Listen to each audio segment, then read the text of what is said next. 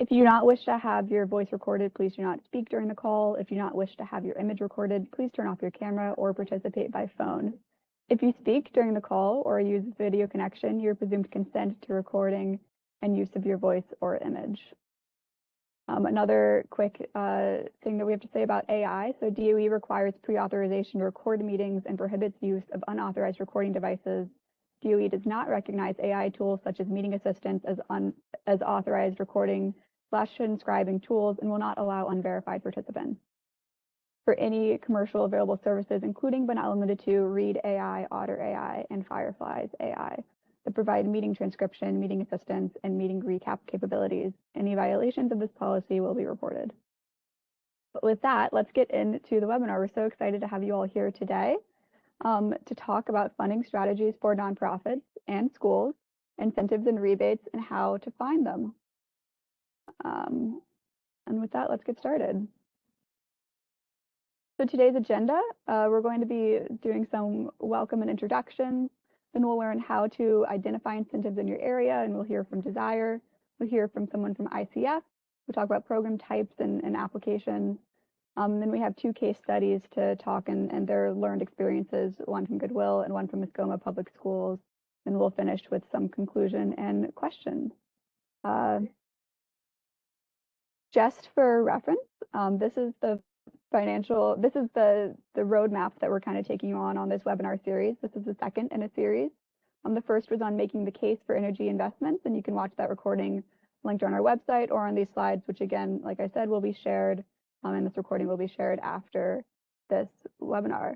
Coming in November, we'll have another one on campaigns for efficiency, and then in January, lenders and investment stacking, so stay tuned. We have 4 wonderful panelists here today to talk about their interactions and experience with incentives and rebates. We have Brian Lips, the Senior Policy Project Manager with NC Clean Energy Technology Center with DSIRE. We have Patrick Strahan with ICF, the Outreach Manager there. We have Melissa Ritchie, the Vice President of Community Engagement at Goodwill Industries of Central Oklahoma. And we have Amanda Isabel, the Superintendent of Mascoma Valley School District. And with that, I'm going to pass it off to Brian to get us started. All right. Thanks for that intro, and thanks to all of you for joining us today, and thanks to DOE for giving me the opportunity to talk about DSIRE. Next slide, please. So I work on the database of state incentives for renewables and efficiency, or DSIRE for short.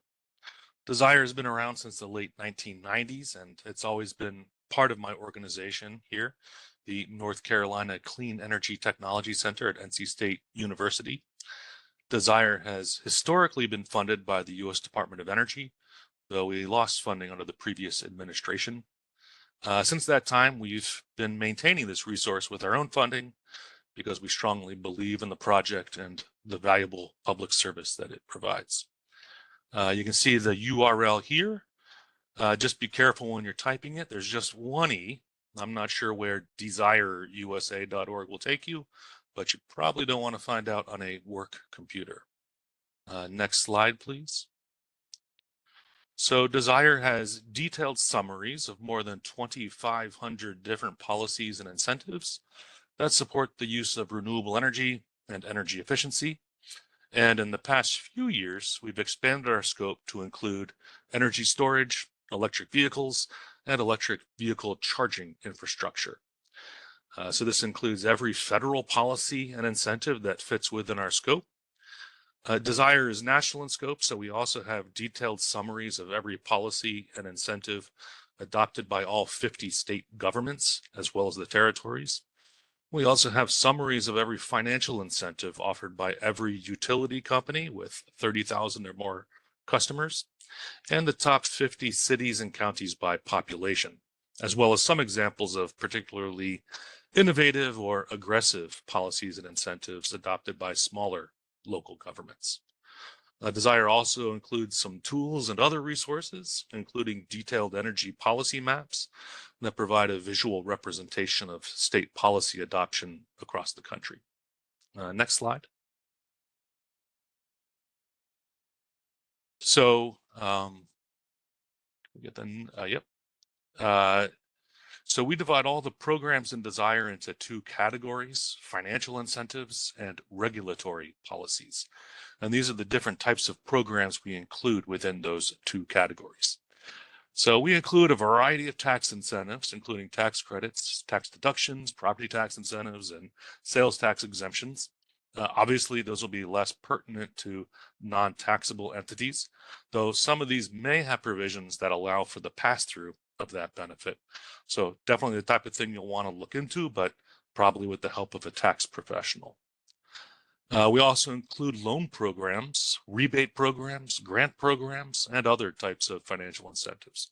I'd say our main rule of thumb is that we look for incentives with recurring funding streams and incentives that specifically target renewable energy, energy efficiency, storage, or EVs. One-time grants, for example, are not quite worth our time and effort to capture and summarize if they're just going to be available for a brief time. And then there may be some economic development programs that target development generally, and renewable energy or energy efficiency may technically be eligible, in addition to a lot of other things that have nothing to do with our scope. So in those cases, we don't usually include those unless the program is very clearly targeting the technologies that are within our scope. More supply side oriented rather than consumer focused. Things like appliance standards, renewable portfolio standards, energy storage targets for utilities. Those won't be very relevant to most consumers, at least not in a direct way. But one policy type that is very important if you're planning to install solar or some other form of renewable energy on your building is a state's net metering rules. That determines the financial arrangement between you, the system owner, and the utility. Basically, how you will be compensated for any electricity you export to the grid. Next slide. And then, like I said, we have 4 broad categories of technologies within our scope, each with a series of sub-technologies under them. And so now, armed with that background, let's see if I can take control here and give us a quick tour of DSIRE.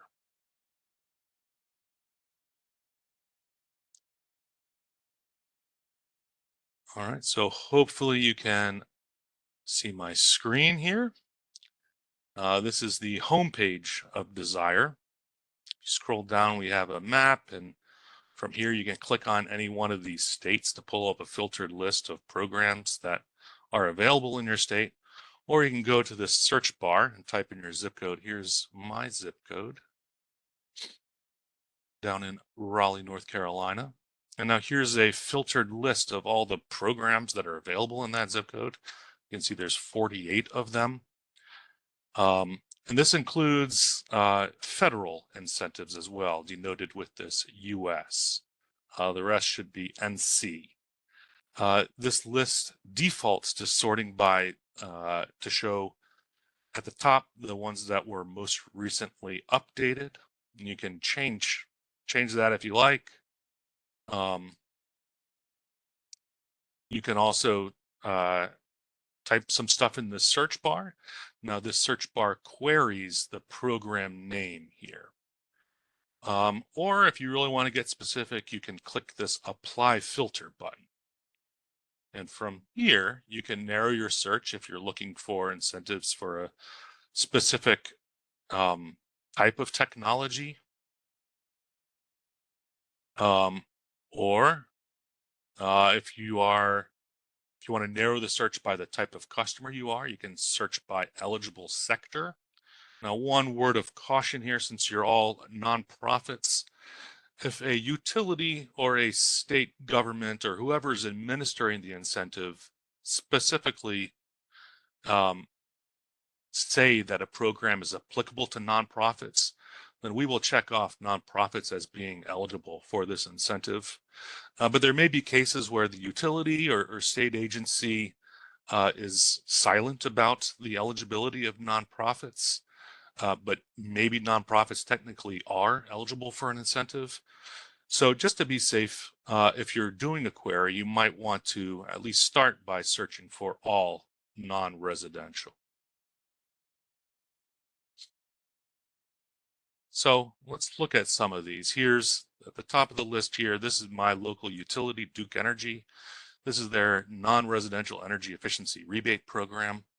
So I can click on this, and it starts with some, here's the title. You can see when we last updated this. I just updated it this morning, actually.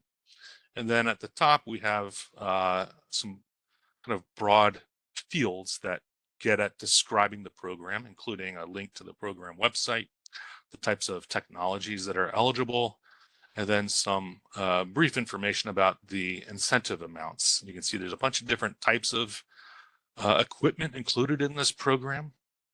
And then below we have a brief summary and then links or contact information for the rebate administrator. Let's look at this one. This is a bit more involved. This is the federal business energy investment tax credit. This is the big incentive for solar at the national level. And you can see here, we have a link to this DOE website that has information about the program. Here are the eligible technologies, the eligible sectors, and then a more involved summary, because this is a much more involved incentive. You can see we link to the IRA, some guidance documents that were provided by the IRS. Here's more guidance documents from the IRS, and even more and more a long narrative that describes the incentive. And then at the bottom here, a link to the actual statutes, so you can find more information for yourselves. So that should give you enough to play around with DSIRE. I encourage you to play around with it, and hopefully you can use it to find good incentives to help you improve your buildings. With that, I'll stop sharing and return the mic.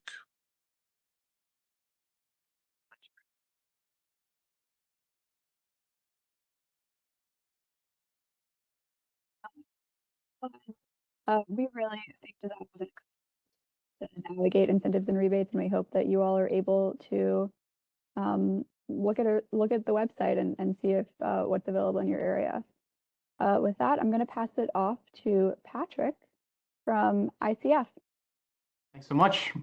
Good afternoon, everyone. My name is Patrick Strand. I work for a company called ICF. We're a pretty large consulting firm, but one of the main things that we do is implement energy efficiency programs across the country. And so today, I'm going to give just a high-level overview of what these programs look like and how to participate.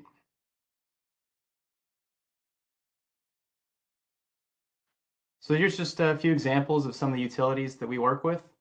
It's a typical arrangement that utilities do where they will hire a third-party company to manage their programs. So what that looks like is typically education, managing the application process, dispersing the funds, things like that.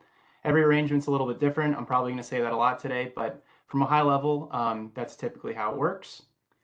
Our company runs 110 different commercial programs, 160 residential programs, and those are across 46 different utility clients.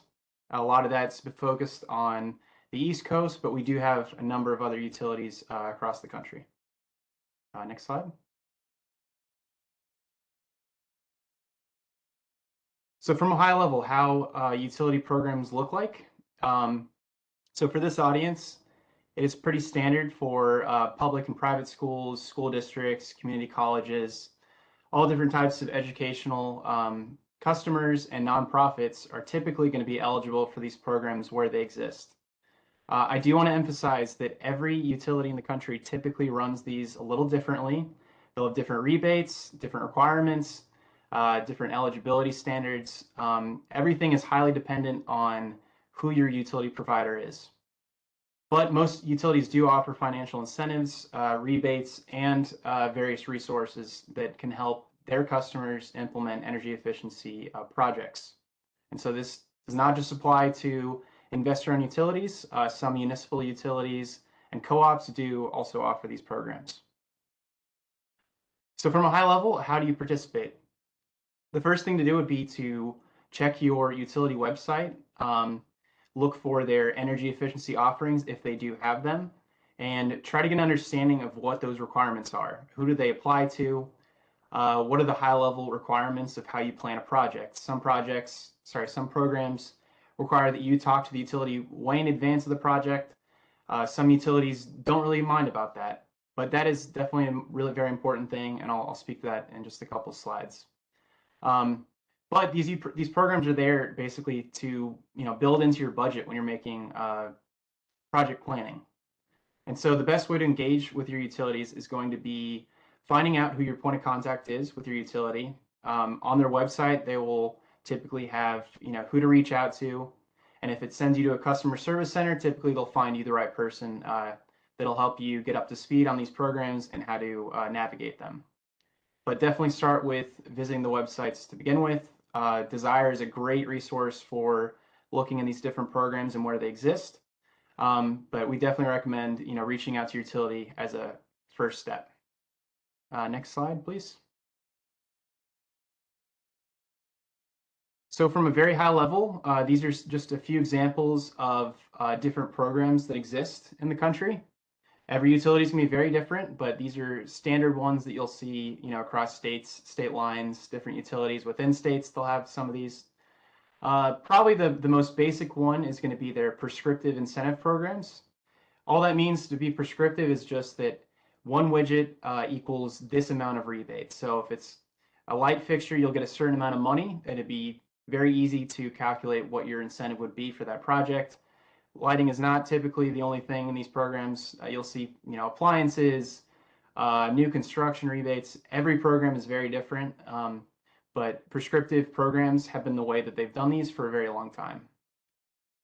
A lot of programs do also offer custom incentives. So typically those are going to be programs that offer just a set kilowatt hour saved amount for unique projects. So things that wouldn't have a nice, neat prescriptive incentive. So things like elevator modernization, any unique building installation improvement, things that are not a typical project or typical scope sometimes could be eligible for those custom programs. And definitely having a contractor navigate those programs is extremely important. And I'll speak to that in a little bit as well. Some other miscellaneous things that utilities do. They do provide, some utilities provide energy efficiency kits to students. So just classroom learning materials to teach students about the value of energy efficiency, about utilities, just kind of a lot of different topics that are a great resource. Some do also offer free light bulbs and other equipment that they hand out, things like that. Retro commissioning is one that is a little more new in the utility space, but it is an extremely important way for building owners to keep their buildings operating at a high level. And so basically, if you're not aware of what retro commissioning is, at a high level, basically it is you are bringing it to its intended operational standard. So looking at scheduling for your HVAC, scheduling lighting if you do have that ability. It's a long list of different things, but it's a very important thing to do on a regular basis, and some utilities do offer incentives to go through these improvements to your buildings. And then the last unique one that is in a few places, not everywhere, would be strategic energy management. So this is a great tool. Basically, the utility will have someone come to your organization and do workshops, trainings, and help you as an organization understand the value of energy efficiency in your planning purposes. So it'll teach you at a high level. It does a lot of organizational improvement suggestions, things like that. But if you do have that in your with your utility, I definitely recommend that is a great starting point to get your organization up to speed on these types of offerings and just managing energy efficiency from a high level. Next slide, please. So just a typical process. This is going to be different everywhere, but before starting, as I said, contact your utility, get an idea of what these basic requirements are. Typically, there'll be a pre-application process where you can sometimes have funds set aside for your project that when it completes, you are guaranteed those incentives. Not every budget lasts the entire year of when they operate. So that's a very important thing. It'll help you do project timeline planning, things like that. Once you go through that, typically the implementation of your project will be the majority of the process, where you're doing your own thing on your end to have your project installed, updating your utility partner if there's any updates to the scope, any construction timeline updates, which is obviously something that happens all the time. And then at the end of your project, typically what you'll do is provide documentation that just shows that the project completed with no scope changes, was paid for and completed. And at that point, typically the way the process would work is the utility would either cut a check or however they provide the payment for these programs and finalize your participation in these programs. And one thing that is also potential would be an inspection after the project is complete. And then once those inspections make sure everything, your I's are dotted, things like that, they'll then provide the incentive payment. Next slide. So quick project highlight. This is one that is in the area that I work in. This was a lighting upgrade at a local school where they went in, replaced about 2,000 LED panels. They replaced their high bay LEDs in their gymnasium and replaced some of their wall packs on the exterior of the building. So this project saved them over 581,000 kilowatt hours per year, which is a lot for a school, and was provided a incentive of $36,000, which helped pay down the project. Next slide. So this is an example of a custom program. So this is a HVAC modernization where they did a multi-phased modernization plan where they replaced some air handling units. They upgraded their pneumatic controls and instituted some demand ventilation controls. This type of project is very unique to this particular building and is a great way just to highlight how some of these custom programs work. They also saved about 500,000 kilowatt hours and received almost $50,000 in incentives. Next slide. So this is a little bit different scope versus the other two examples. This is with a public school system called Harford County. So they actually worked with these programs across their entire suite of schools. So 42 different schools doing any number of lighting changeouts, HVAC replacements, controls upgrades, depending on what the school needed, how old the building was, doing lots of different things. But as a whole, this school system saved 10 million kilowatt hours a year. And across these schools, they save about 1.2 million in energy savings.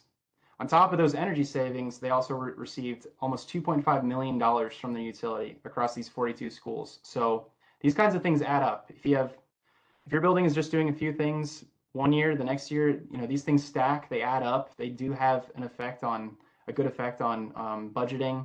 The more you build these things into your process, the better. Next slide. So just from a high level, your tips for success. So going to be identifying the correct point of contact. A lot of utilities do have the ability to provide your email address so that you can stay up to date on program updates. A lot of utilities do offer bonus periods where if you participate during that time, you might get 25% more on top of their normal offerings, maybe even 50%, maybe 100%. It definitely depends on where you are. One highly important thing that I always harp on when I'm talking to some of my clients would be, if you have the ability, have your contractors be in charge of this entire process. Whether if you're doing a bidding process, have it in there. Say, if a utility incentive is available, this contractor will identify those funds and navigate the programs on your behalf, if that is something the utility allows. But that's a great way, you're putting it off your plate and putting it in the hands of people who are typically working with utilities, week to week. So it's a great partnership from all parties' perspectives, and a great way to get as much participation as possible for your organizations. And then, of course, just like requiring the contractors, make sure that when you're doing project planning, that you are incorporating a calculated rebate amount for that particular project. A lot of utilities, your point of contact will be able to look at a scope of a project and immediately tell you you are eligible for this amount of money for this exact project. And then you can build that into your budgeting. Maybe it'll help you get more efficient equipment. Maybe it'll help you speed up your timeline. Maybe it'll make your scope bigger. That's the purpose of these programs, is to help you achieve your energy savings goals. And that is it for my presentation. Thank you. Thank you so much, Patrick. Really appreciate that overview. Again, if anyone has any questions, we'll hold those to the end, and feel free to drop those in the chat, and we'll post them to the group. I'm going to pass it off to Melissa. Hi, thank you so much for having me, and thank you to Brian and Patrick. I was sitting here learning so much from what you had to say. At Goodwill Central Oklahoma, we're really new to the rebate and incentive programs that are out there. In fact, I literally found out about a rebate we received after the fact, when I had to go be in a picture to pick up the money. So what a great way to find out, right? So an exciting day for sure. Before I go in and talk about our case study, I want to kind of set the scene for Goodwill. There's probably many of you on this call who are questioning why Goodwill is here. We are a nonprofit, which is a misconception. We're located all over the country, and each state has their own territory. That's why we are Goodwill Central Oklahoma. I'm sure many of you have your own Goodwills in your states that are territories themselves. Each one has their own CEO, their own governing board, and their own ability to choose what type of programs and trainings they do within their community based on the community needs. And I say that because we all do it differently when it comes to fundraising and development. So what we're doing here in Central Oklahoma may be very different from what's happening in Tulsa, maybe very different from what's happening in Dallas, Texas. So it's really important for us in the Goodwill network to really understand what is out there and available for us from a development and fundraising standpoint. Here in Central Oklahoma, as I said earlier, we're very new to the process. We realized after COVID that we can't rely solely on what's coming from our stores. So when you donate those vintage jeans to the store, that money then goes into mission services, their budget to provide the free programming and training for the community. Well, if those stores shut down, we don't have the funding mechanism for our programs and services. So it was then when we realized, okay, we need to have a second arm here to be able to provide the funding that we need to be able to provide the services that the community needs. So that's when we really started looking at different ways that we can provide our community with those needs based off of the money that's coming in to us in the form of grants, in the form of rebates and incentives, which again, I just found out about. And so it's an exciting time, and I'm so grateful for Patrick and Brian's information to be able to guide us into another area where we can bring in funding to our organization.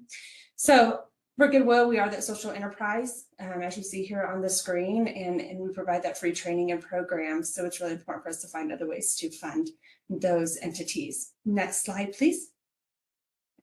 So to talk a little bit about the OG&E Schools and Government Efficiency Program, this again was a very new concept for us. It was literally one of those situations that fell in our lap.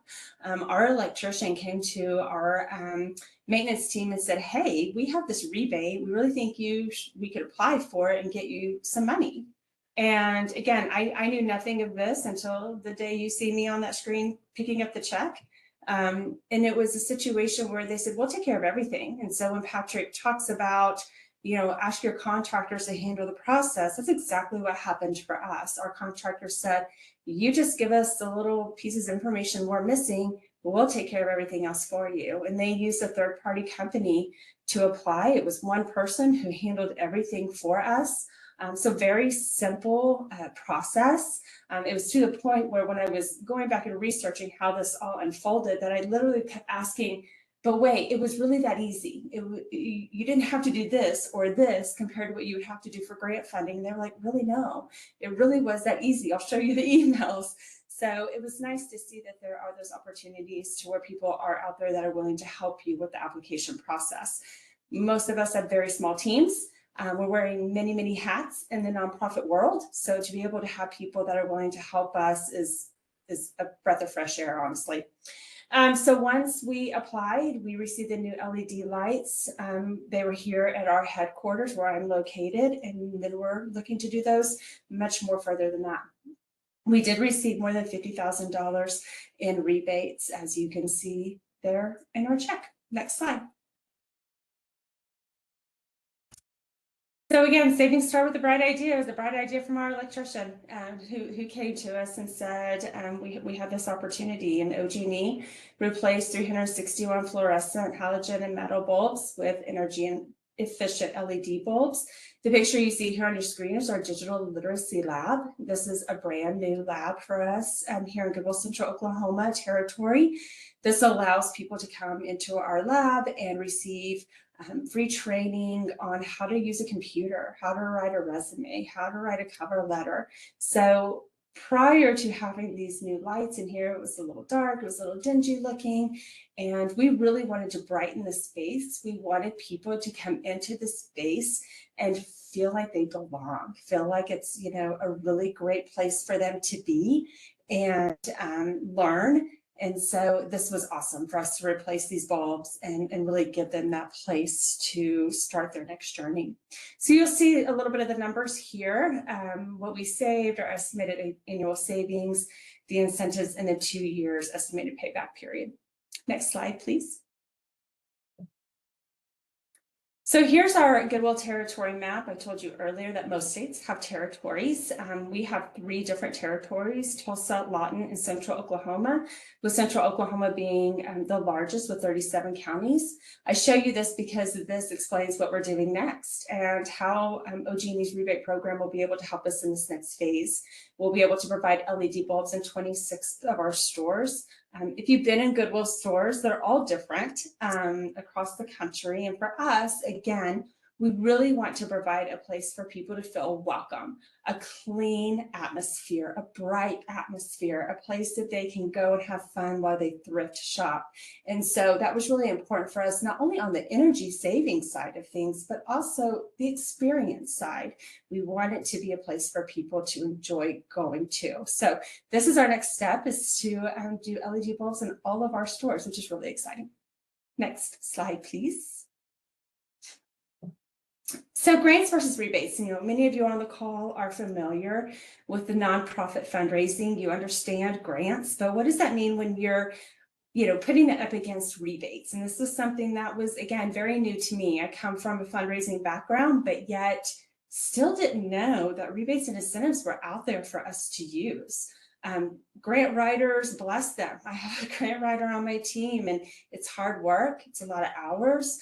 It's a lot of strategy, a lot of writing. There's just a lot that goes beyond grants, and there's no guarantee that you're going to receive the funding. So for us to know that there's other outlets out there where it is a little bit more of a guarantee was really important for us. And so that's why we've really shifted a little bit of our thinking is, okay, let's look for those that are, we know we can get. We know it's going to be helpful in the energy saving environment. You know, Goodwill is all about sustainability, so it really ties into our mission and what we do.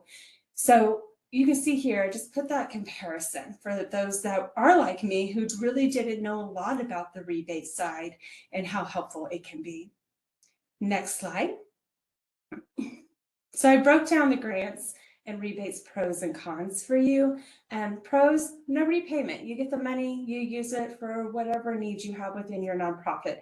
Increased credibility and visibility. We all write the press releases with us holding the check saying we received this, and it really amplifies our visibility. The cons, there's a lot of competition. Here in Oklahoma, we have over 3,000 nonprofits. So for us, it's a very giving state, a very compassionate state, and people do like to give, and that's great, but there's a lot of competition for those dollars. A lot of paperwork, as I mentioned earlier. The reporting, oh my goodness, so many of you probably understand the reporting side of grants. It really takes up a lot of your time when, again, you're wearing so many different hats and having to spend all that time doing the paperwork, the reporting side of it. And then there's the waiting time. This is the part that drives me crazy is, twiddling my thumbs, waiting to find out if we got the grant or not, and really wanting to move forward on a project based off of knowing if we have that money. But they also may dry up, and we've seen that happen. We've really seen grants who were all in on sustainability or all in on helping people who are transitioning into the workforce one year, and then the next year they decide, no, we're really just going to fund people who are homeless or people who have food insecurities. So that takes us out of that opportunity. So that the well may dry up very quickly. Next slide, please. So when we look at our rebates pros and cons, the pros, you save money, obviously, you saw that. Increased credibility and visibility, you take the same approach when trying to get that information out there of how companies are helping you, and that partnership being so important. There's no reporting, and how wonderful is that? When we received our OGE rebate, like I said, we picked up the check, we did our press release, and we were done. We didn't have to do any type of reporting after that, which has been wonderful. But it also builds loyalty. We have a great partnership now with OGE and in doing other things here for Goodwill. So it really lets you look at other opportunities beyond the rebate or incentive. Cons, there's still some paperwork, but again, take Patrick and my advice, have your contractors help you out with that. So again, it really comes down to the accessibility aspect. They're easier to apply for. Really use the staff and that are your contractors to be able to help you with that process, because again, takes all of that off of your plate so that you can focus on the other million things you have to do in the nonprofit world. That's all I have. Thank you so much, Melissa. We really appreciate that overview, and I see some questions coming in the chat that we'll pose later, but really appreciate that. Next up, we're doing a little bit of a different style. We're going to do a little bit of an interview with Amanda and talk through her experience with a utility incentive that her school district received. Thank you, Amanda. So could you tell us a little bit about who you are, your school district, your community, and give us that background? Sure. So you have a picture of my cute little school. The Canaan Elementary School is part of the Mascoma Valley Regional School District. We're in New Hampshire, where the foliage is lovely this time of year. For a little more perspective, we are 5 towns, and most of them border the town of Hanover, which houses Dartmouth College. So, we're a rural community serving those 5 towns. We have a fairly 32%-ish of our kids are on free and reduced lunch. And we have about 1,100 kids in our total district. So when I start to look at some of the numbers of the other schools that have been presented today, I'm like, oh, we are kind of a small little district. So about 250 kids reside in the Canaan Elementary School, or go to school in the Canaan Elementary School. About 10 years ago, we started to do a project where we were re-insulating the ceilings in the school. About halfway through that project, our electrical company said to us, hey, you know what? We really should combine the re-insulation with new updated light fixtures, LED light fixtures. So about halfway through that project, we started to change our light fixtures out to be LED. And unfortunately, that left half of our classrooms in still old lighting. So it was just where we were in the project at the time. 2 years ago, our school district we applied for the Renew America Schools grant and did receive the Energy Class Prize, which was $1,000 for schools to use for sustainability, upgrades to efficiency in our buildings, and training for our facilities director. So we did get that prize. We were pretty excited about it. Our facilities director got a lot of training. And in the process, he also, in conjunction with our local utilities electric company, who said to us, hey, yeah, by the way, there's a $10,000 incentive and rebate if we upgrade the rest of your lights to LEDs. So working with that electric company, just as two other organizations have here on this call, we were able to get about $10,000 in rebates back after we upgraded the remainder of our light fixtures. The total project was about $42,000, and we were able to recoup about $10,000 of that for our school. That's really great. And I think it really is important to note that you are a rural school district, and these incentives don't, they're not just in cities, they're everywhere. And they really can help all different levels. So could you talk to us a little bit about the process that it was to apply for the incentive? Did your electrical company work through that, or was that something that your school took on? So the best part of this is I can't really tell you about it, right? Because I was hardly involved at all. It was something that the electric company helped us through, minimal work on our part, working with my facilities director, and it was an easy transition for us, if you will. That's great. And I think that's a really important aspect of this, because the people who many like on this call are just staff of schools or work at nonprofits, and they're not in charge of the utility incentives. They're looking at rebates and things like that. So when you heard about this incentive through your electrician, what was that like building your team, getting your facility director on board? Who did you pull in when you heard about that to make this happen and leverage those incentives? Sure. So as a rural community, right, we rely on all the people around us. You know, a lot of people have gone to school, and our schools have are graduates of Mascoma and have come back and started businesses or continued businesses that are family run. So I will say that it was our electrician is a family run business, and he was a Mascoma graduate. So he was very, very helpful, very, very eager to help us out with this. There's a lot of pride in our community. And that's shown by the involvement, especially in this case of a recent graduate.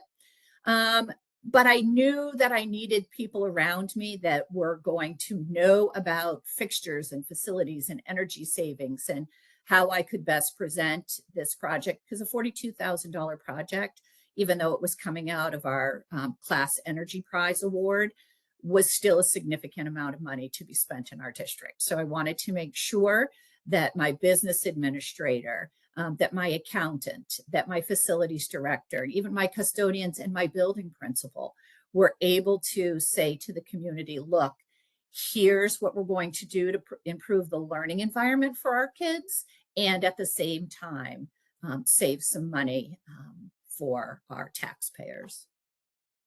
That's interesting. So you kind of use the incentive as part of your pitch to start this lighting project, and that really helped push through the getting the yeses along the way to get the project underway. Oh, absolutely. Absolutely. That's a significant amount of money for our district. So it was important that we had everyone's buy-in as we moved forward. Do you know your savings post retrofit? I know you were talking about having these conversations 2 years ago, and I take it the lighting project, when was that completed, first of all, for time reference? That was completed we had to have that completed by, I believe it was February of this year of 24. Okay. So Okay. we really haven't seen a huge number, right? I wish we had better data to share about what we've saved. But when we start to look at trends in our electric usage at that school, we're seeing a downward trend in kilowatt hours. So we're very hopeful that a slow and steady savings over, the next 10, 20 years will really have an impact on our district. Great. Yeah, it is very early, and we've seen time and time again that these LED lighting retrofits can lead to some pretty large savings, like Patrick was saying in some of his examples there earlier. I want to ask just one final question about just any advice that you'd have for anyone interested in taking advantage of utility incentives. If anyone on this call, if you have any final words. Oh, sure. I would just say it's okay to start small, right? It's okay to focus on one small little project and find success in that and then build it out. which is, you know, what we did here in Mascoma. All right, thank you so much. Might have more questions for you following this conclusion, but I'm going to pass it off to Gretchen to briefly talk about a new opportunity that our Renew America's nonprofits program has just launched. Gretchen. Yeah. Thanks, Anna. Thanks to all the speakers today. Definitely want to get to your questions about rebates and incentives. But before we jump into that, I wanted to take a minute to let you know about a new funding opportunity just released in partnership with TechWorks by DOE. This is a grant opportunity that is directly funds community-based nonprofits. So if you're a 501c3 organization, you own and operate your building, and you're in need of an energy efficiency upgrade, all the things you heard about today, HVAC upgrades, lighting upgrades, things like that, you are eligible to apply for up to $100,000 grant to pay for the equipment and installation.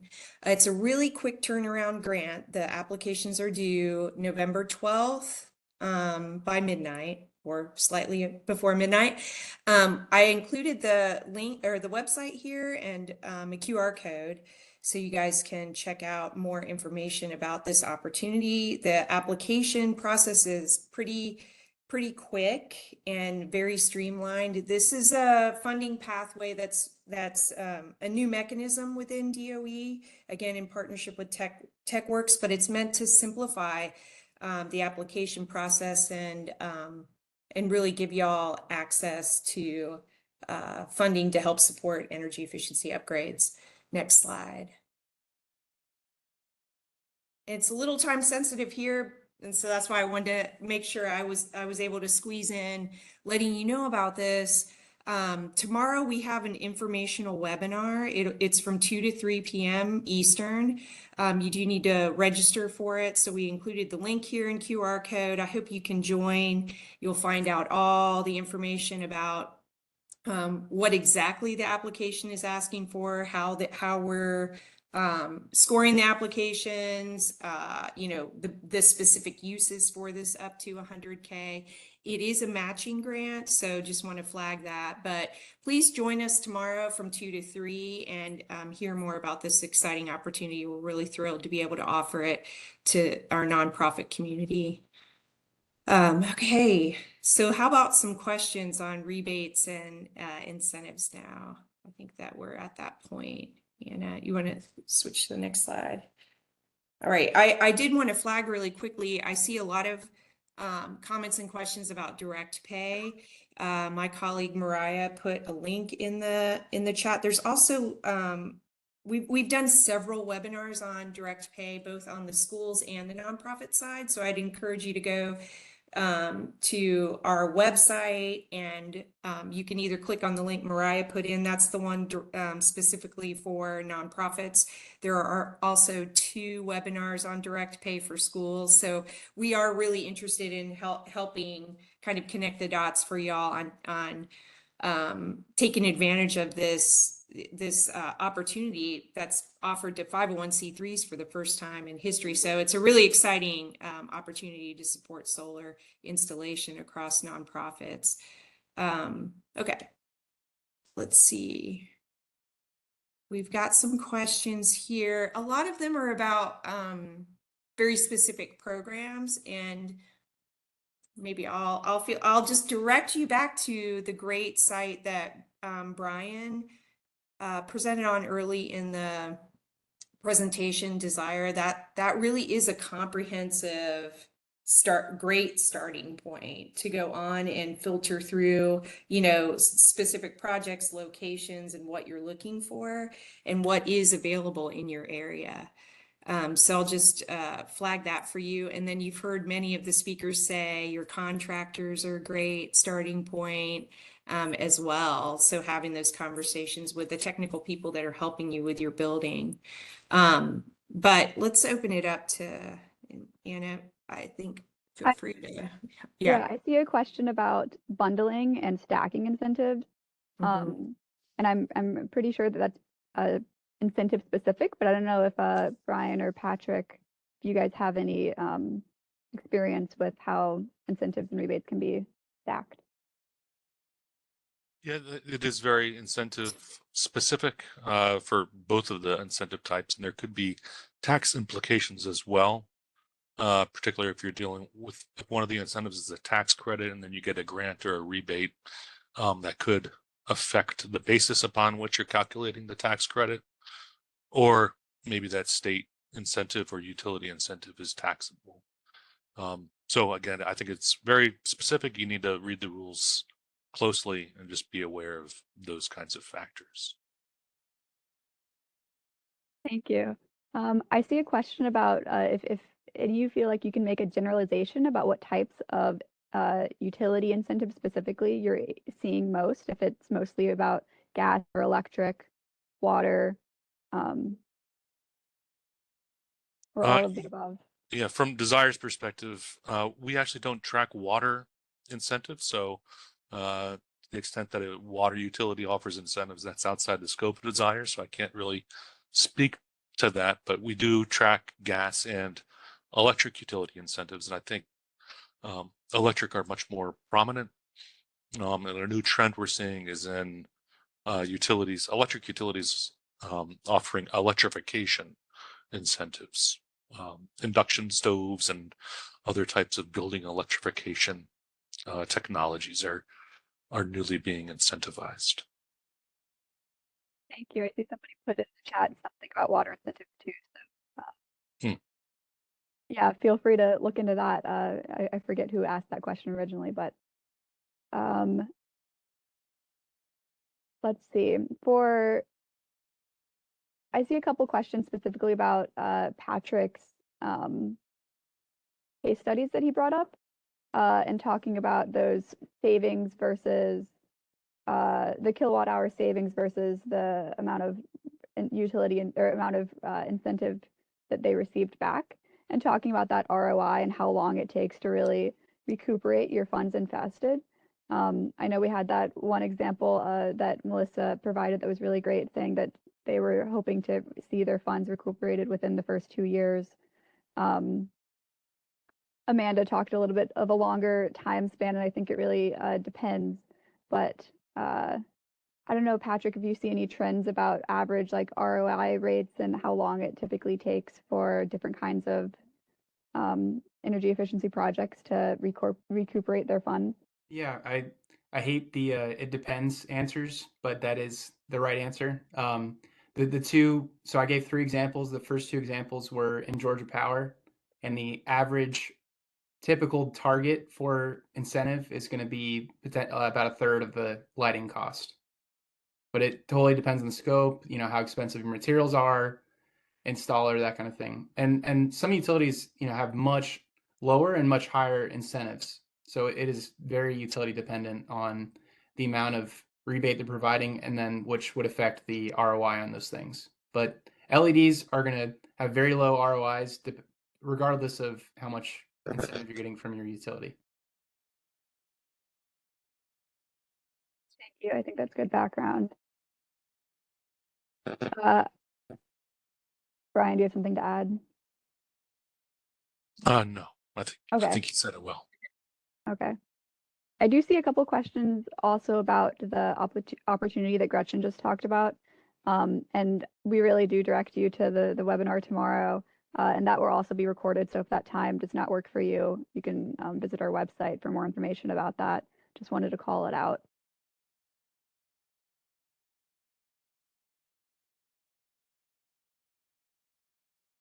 I think this is a good one. Can you make a generalization about what types of utilities are giving the most incentives?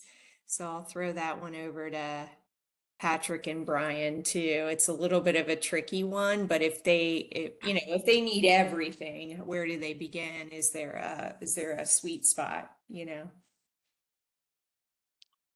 Yeah, in my experience with DSIRE, it seems like the larger utilities have the larger pot of money and the larger, most robust incentive programs. So Unfortunately, that's probably not something you have much of a say in, depending on where you are. But if you're the customer of an investor-owned utility, it's probably a good chance that there are a good amount of rebates there, or a larger municipal or co-op. And then, of course, you should look to see if your state government offers anything as well. That's helpful, thanks. I see a couple questions also about like the process. Like, do you often recommend thinking, hey, I need a new HVAC, let's look for incentives? Or do you recommend maybe looking at the incentives and seeing, wow, there's a great one for roofing right now. I know my XYZ might need to be replaced soon. Just wondering the way that you often see people thinking about these incentives and rebates as they approach their project. Yeah, we definitely recommend, start with a holistic approach. Try to stack these projects against each other in terms of how much budget they require, how quickly they're going to pay off each other. Some utilities offer bonuses for particular measures, so that's another thing to keep in mind. But always, everyone knows this, always go for the low-hanging fruit to start with, and then kind of just go up from there. But it is a utility dependent conversation as well.